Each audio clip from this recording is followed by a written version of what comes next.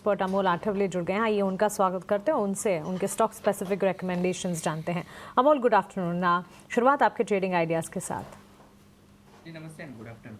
बजाज फिंसर के साथ जाना चाहूंगा। पोजिशनल पॉइंट ऑफ व्यू से देख रहा हूँ 2048 के आसपास चल रहा है। पोजिशनली टारगेट निकल के आ रहे 2150 के और स्टॉप लॉस रहेगा उसका 2000 रुपीज का। एक डिसेंट फॉर्मेशन में है, आज इतना गिरा भी नहीं है, करेक्शन भी नहीं है। ओवरऑल डेली और वीकली फॉर्मेशन अगर हम देखते हैं तो स्टॉक में अभी भी पॉजिटिव ट्रेंड बना हुआ है। मुझे लगता है अगर टेक्निकल बाउंस बैक मार्केट में आता है तो बजाज फिंसर में भी एक फ्रेश अप ट्रेंड रैली आने के चांसेस यहाँ से चार्ट्स पे दिख के आ रहे हैं। दूसरा मैं फेडरल बैंक के साथ जाना चाहूंगा। 213 के आसपास मैंने पिक किया था, अभी थोड़ा सा ऊपर है। पोजिशनली टारगेट निकल के आ रहे हैं 228 और 230 के और स्टॉप लॉस रहेगा उसका 207 का। एक consistent higher high higher lows formation stock ने मेंटेन रखा है। 20 डे सिंपल मूविंग एवरेज के ऊपर कंफर्टेबली ट्रेड हो रहा है। आई थिंक ओवरऑल सेटअप अच्छा है, शायद एक आध दिन का कंसोलिडेशन देखने को मिल सकता है, पर जब तक 207 के ऊपर है मुझे लगता है पोजिशनली आप ट्रेंड जो है वो कंटिन्यू रहने के चांसेस ज्यादा लग रहे हैं। तो चलिए, पोजिशनली आप ट्रेंड कंटिन्यू होने के चांसेस और कुछ स्टॉक्स जो इस वक्त फोकस रेडार पर, बैंक्स एंड फाइनेंशियल्स तो लगातार फोकस रेडार पर है ही, अच्छी खासी मजबूती के बीच ट्रेंड करते हुए। कुछ और स्टॉक्स पर नज़र डालते हैं जहां पर गिरावट इस वक्त देखने को मिली है। हम देख रहे हैं हेल्थ केयर डायग्नोस्टिक स्पेस में तो मिक्स व्यूज़ हैं, लेकिन रिलायंस के स्टॉक प्राइस को देखिए, करीब 1% की गिरावट के साथ ये स्टॉक 1500 के नीचे इस वक्त ट्रेड करता हुआ, 1499 टू बी प्रिसाइज, और निचले स्तरों पर दिन के इस वक्त। हरीश, आपसे एक टेक रिलायंस पर जानना चाहेंगे। वहाँ से कुछ दिनों के पिछले हफ्ते और कुछ दिनों से एक अच्छे लेवल से रिकवरी देखने मिल रहा था रिलायंस में। आज थोड़ा बहुत प्रॉफिट बुकिंग इंडिकेशन दे रहा है। और दूसरा चीज़ है कि अगर देखा जाए तो टेक्निकली अभी भी 15 के अराउंड रेजिस्टेंस जोन है, तो मुझे लग रहा है कि वहां तक और फर्दर रैली देखने मिल सकता है।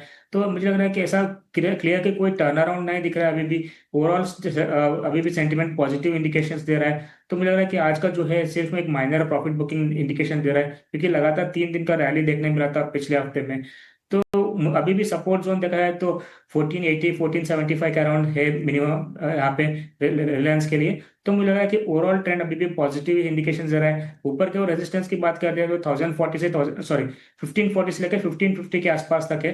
तो ओवरऑल ट्रेंड पॉजिटिव ही है मेरे हिसाब से। और अभी भी किसी के पास बाइंग है तो होल्ड करना चाहिए। ये जो भी है डिप से प्रॉफिट बुकिंग देखने मिल रहा है शॉर्ट टर्म में, ओवरऑल तेजी कंटिन्यू रहेगा आगे भी जाके।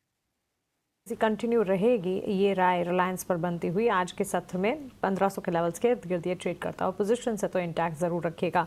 राजेश जी, एक चीज़ और एक ऑब्जर्वेशन, इनफैक्ट भले ही बाजार की सुस्ती में आज मार्केट पार्टिसिपेंट्स ज़्यादा उम्मीदें मानकर या लगाकर नहीं चल रहे होंगे क्योंकि पिछला हफ्ता इतना एक्शन पैक था, लेकिन ब्लेसिंग इन डिस्गाइज ये भी तो समझ सकते हैं कि ये गिरावट जो है आपको एंट्री अपॉर्चुनिटी दे रही है, क्योंकि पिछले पूरे हफ्ते जून के महीने में ही हमने काफ़ी सारे सेशंस देखे जब वो फियर ऑफ मिसिंग आउट वाली फीलिंग आती हुई होगी मार्केट पार्टिसिपेंट्स को। इस वक्त अगर आप देखें, रियल एस्टेट बकेट है, ऑटो है, मेटल है, एफएमसीजी, मेटल में लगातार शाइन्स दिखी है, ये गेंस फ्रिजल आउट होते हैं आज। कोई पर्टिकुलर फंडामेंटली सेगमेंट, सेक्टर या स्टॉक स्पेसिफिक राय आप देना चाहें जहां गिरावट में पोर्टफोलियो में एडिशंस करने की कोशिश करनी चाहिए? देखिए, मेरे हिसाब से अगर आप देखो तो मिड कैप में, स्मॉल कैप में बहुत अपॉर्चुनिटीज हैं, बावजूद इसके कि बहुत से स्टॉक तो अच्छे खासे बढ़ गए हैं। कुछ एक स्टॉक्स की बात की जाए तो सबसे पहले तो एलआईसी के साथ ही जाना चाहूंगा। एलआईसी ने अगर आप देखें तो आईपीओ के बाद कुछ खास करके नहीं दिया, बावजूद इसके कि देश की सबसे बड़ी लाइफ इंश्योरेंस कंपनी है, करीब 60% से ऊपर का इनका मार्केट शेयर है। जो एयूएम है इनका पूरे म्यूचुअल फंड इंडस्ट्री से बड़ा इनका एयूएम है और लगातार अच्छी परफॉर्मेंस दे रही है। चौथी तिमाही में अगर देखें तो नतीजे बहुत ही अच्छे थे, चाहे वीएनबी के पैरामीटर पर देखें, चाहे एपी के पैरामीटर पर देखें, बहुत अच्छे शानदार नतीजे थे। मेरे हिसाब से मध्यम अवधि में कोई खरीदारी करता है तो करीब करीब 1200 के टारगेट इसमें आ सकते हैं। दूसरे एक हालिया की लिस्टिंग है सीमेंस एनर्जी। अगर आप उसमें देखें तो डिकार्बोनाइजेशन में, पावर जनरेशन में, पावर इवैक्यूएशन, ग्रिड, ईपीसी, ये सारे में एक बड़ी नाम है उसमें। और क्लीन एनर्जी जैसे कि ग्रीन हाइड्रोजन और बैटरी स्टोरेज में भी बड़ा काम कर रही है। उसके अलावा अगर आप देखेंगे तो न केवल भारत में बल्कि साउथ अफ्रीका, भूटान, नेपाल, सारी देशों में उनका कारोबार फैला हुआ है।